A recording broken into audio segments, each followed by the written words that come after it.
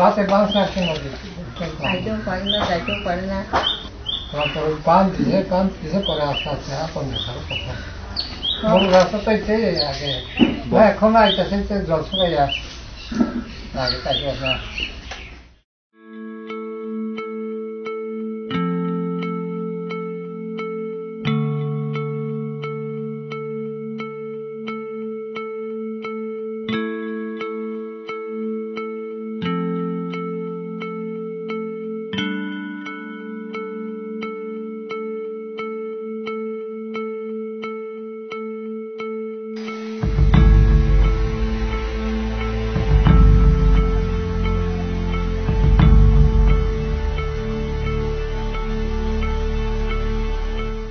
এটা ঠগরপাড়া এই রাস্তাটা গত ফ্লাডে একদম পুরা ভেঙে গেছিল। তখন দুদিকের মানুষ যোগাযোগ বিচ্ছিন্ন হয়ে গেছিল।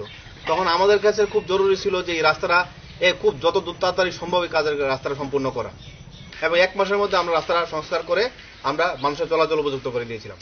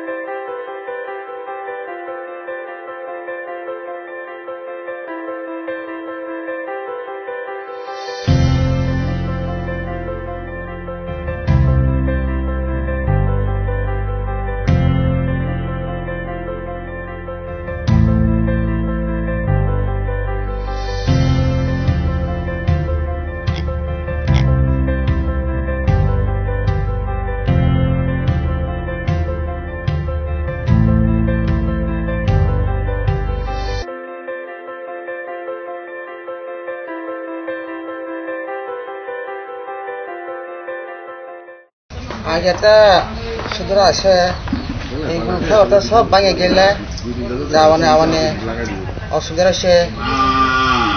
আর মানে ধরে কইয়া মাটি আনিয়া ইটাছে ইট আনিয়া আবার পিস হইব, রাস্তা ভালো হইব।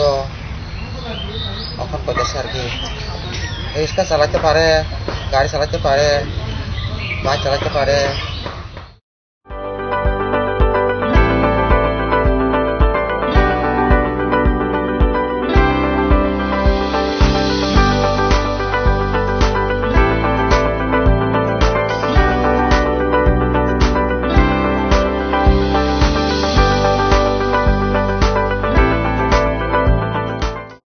আগে নদী ওই সাইডে আসলো, অনে এ সাইডে বাইঙ্গা বিভিন্ন গোয়াল ঘর আছে, বাড়ি 2টা আছে, গোয়াল ঘর আছে একটা, এটা গেছে গা। অনেক রাস্তার পর পোলাপান স্কুল আসা যাওয়া করতে পারে, ভালোই চলে। তখন মানে আবার নতুন করে রাস্তা মাটি দেওয়া হইব আর মেটলিং বলে দেওয়া হইব।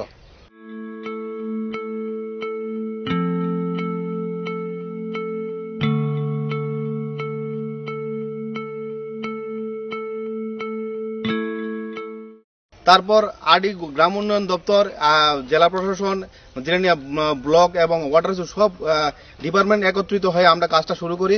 এবং আনন্দের বিষয় হলো এটাই যে আমরা 1 মাসের মধ্যে কাজটা সম্পন্ন করতে পেরেছি এবং যোগাযোগ ব্যবস্থাটা আমরা চালু করে দিয়েছি।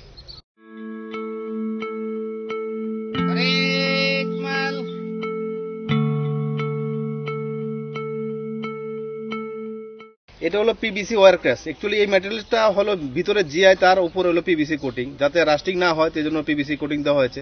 এটা হলো সাইজ হলো 1.5 মিটার 600, আর এটা হলো 0.45 1.5 ফুট। অ্যাকচুয়ালি নিচে আমরা দিয়েছিলাম এটা প্রশস্ত 3 মিটার, উপরে এটা হয়েছে এটা 1.5 মিটার। অ্যাকচুয়ালি এটা স্টেপে আমরা 8টা স্টেপে এটা করেছি এবং এটা এইভাবে একটার সঙ্গে একটা ইন্টারলিঙ্ক, এখান থেকে পুরো 115 মিটার অবধি এটা ইন্টারলিঙ্ক আছে একটার সঙ্গে একটা। এবং এটা হলো এমন একটা টেকনোলজি যেটা নদীর পারে করা হয়। এটা কোনো কিছু যদি অসুবিধা হয় এটা জাস্ট সেটেলমেন্ট হবে, এটা কোনো সময় ওভারটার্নিং হবে না এটা, এবং আমাদের এটা সাকসেসফুল প্রজেক্ট। বসবাস থাকার মতো একটু উপযুক্ত হয়েছে। আগে তো ভাঙনের সময় তো মানুষের এনে থাকুন যাইতো না, এই মনোভাব বেড়ে গেছে এগুলো।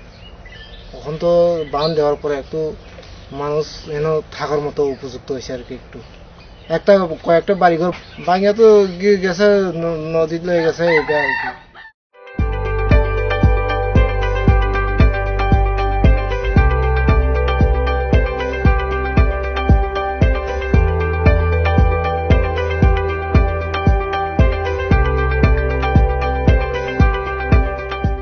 প্রজেক্টটা এই প্রকল্পটা রেগা প্রকল্প থেকে নেওয়া হয়েছিল এমজিএনআরজি থেকে। আমরা এমজিএনআরজিতে একটা প্রজেক্ট তৈরি করেছিলাম 75 লাখ।